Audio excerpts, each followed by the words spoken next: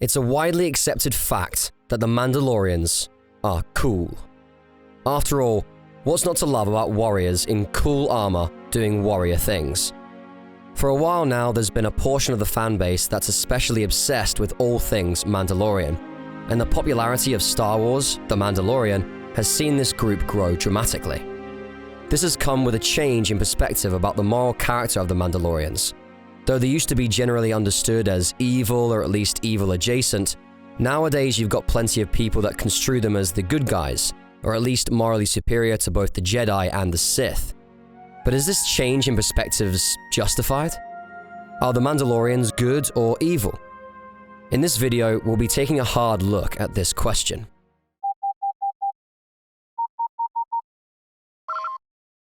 Attention, Sergeant on deck! The Mandalorians as a group weren't really a factor in the Star Wars films. Instead, they only existed in relation to Jango and Boba Fett, Mandalorian bounty hunters that act as secondary antagonists. But the cool designs of these two characters got plenty of fans interested in them and the cultures they came from, which has given us a whole lot of Mandalorian content in the expanded universe, both legends and canon. The way the Mandalorians have been depicted in the EU has varied wildly over the years, however, with some sources depicting them as more sympathetic and others depicting them as vicious monsters. The Fetts were antagonists in the films, and a lot of depictions of the Mandalorians make them antagonistic as well, if not as overtly evil as the Sith or the Empire.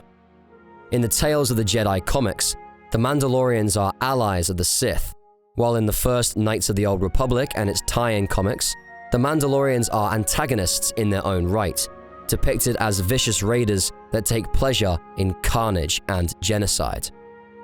Even KOTOR 2, which has the Mandalorians as allies of light-sider players, depicts them as more evil than good, and their alliance with the player and the Jedi is framed as lesser evilism. Even many legend stories that have the Mandalorians as a protagonist faction depict them as ethically questionable, and Star Wars The Clone Wars, which brought the Mandalorians into canon, casts the Mandalorians who still follow the old ways, i.e. the members of Death Watch, as evil terrorists that prey on the innocent and only become more sympathetic when framed against the greater evil of Darth Maul.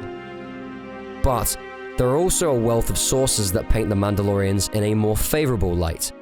The original non-Boba Fett EU appearance of the Mandalorians actually saw them ally with the rebellion against the Empire, though it establishes that the Mandos were Imperial allies before the Emperor betrayed them. The Republic Commando novels were the first EU sources to depict the Mandalorians as overall good guys, better than both the Jedi and Sith, though it attempts this by glorifying some of the more evil parts of the Mandalorian ways instead of by actually making the Mandalorians less evil, so it doesn't do so convincingly. Star Wars Rebels and The Mandalorian have done a much better job of cleaning up the Mandalorians' image, emphasizing some of the more wholesome elements of their beliefs while ignoring or erasing the sketchy parts.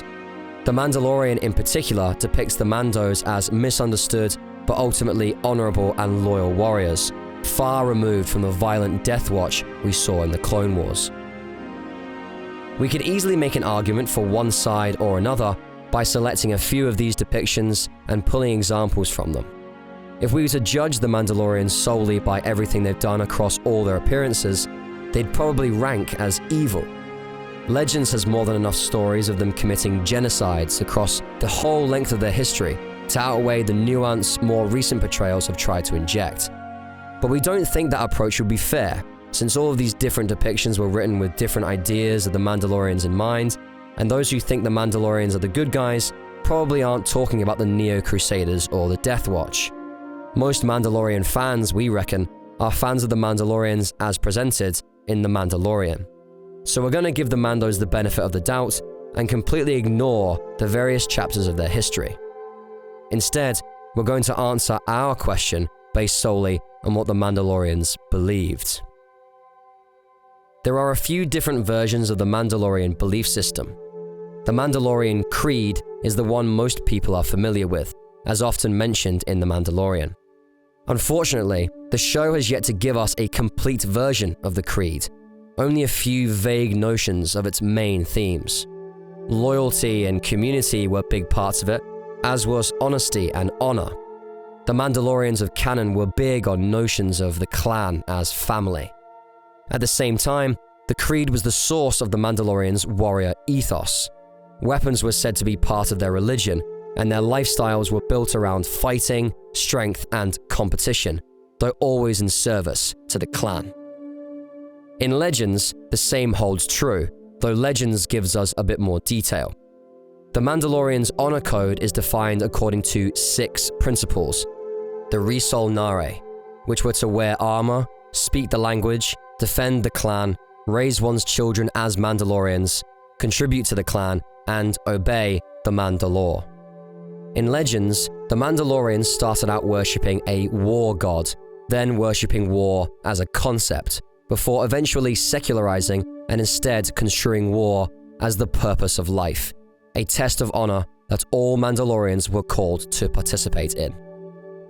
As in canon, Legends Mandalorians valued fighting, strength, and competition.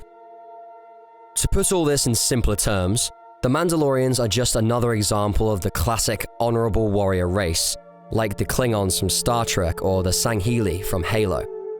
Honorable warrior races are a beloved trope in science fiction, and the Mandalorians typify them pretty well. They're big on both community and war, they've got a complex honor system and a love for weapons, they're big on strength and competition, and they've done some pretty terrible things that get swept under the rug in stories that want to portray them positively. The Mandalorians share the same problem as a lot of these other examples, however. They're devotees of the cult of strength. All the stuff about community building, solidarity, loyalty, honor, and so on is great, and we like that The Mandalorian and other stories depict those as unambiguous positives. But a core part of the Mandalorian identity is that they're all warriors, and as part of that they glorify combat, martial strength, and contests of strength.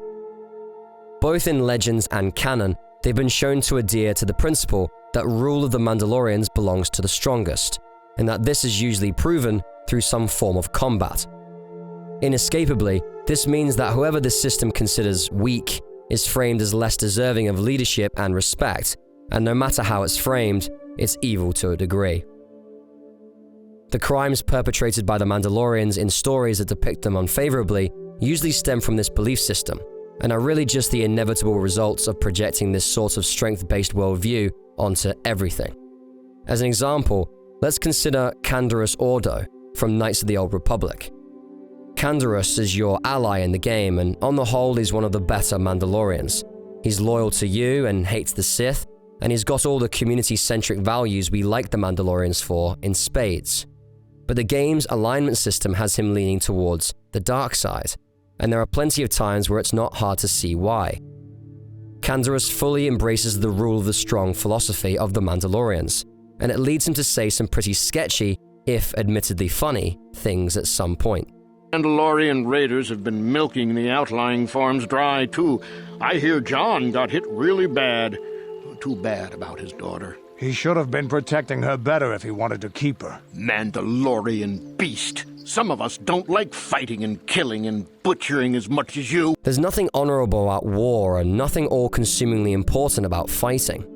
Keeping fit, being physically strong, and knowing and practicing fighting techniques is all based and healthy, but it's not all there is to the world, and emphasizing it to the exclusion or downplaying of all else is dangerous.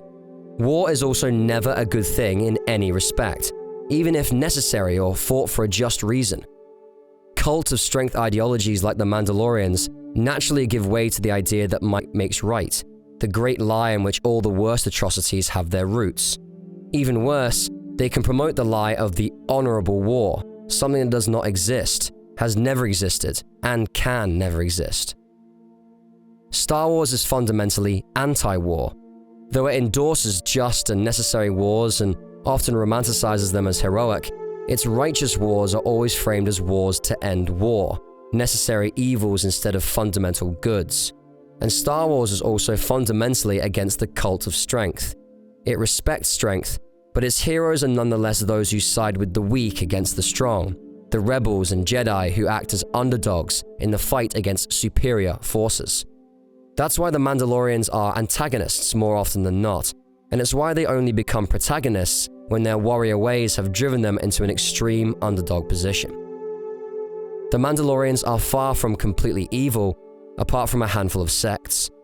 They're nowhere near as evil as the Sith or the Empire, and sometimes they're the good guys within a specific story's framing. But they aren't good overall. They're ambiguous, but their ideology has some clear evil hues to it. That's not to say that you're not allowed to like the Mandalorians, root for the Mandalorians, or celebrate the aspects of the Mandalorians that you like while ignoring the ones you don't. They aren't the good guys, however, and at the end of the day, this is not the way. With all that said, the Mandalorians are still cool as hell, but what do you think? Do you disagree with our assessment? If so, please feel free to post your thoughts in the comment section below.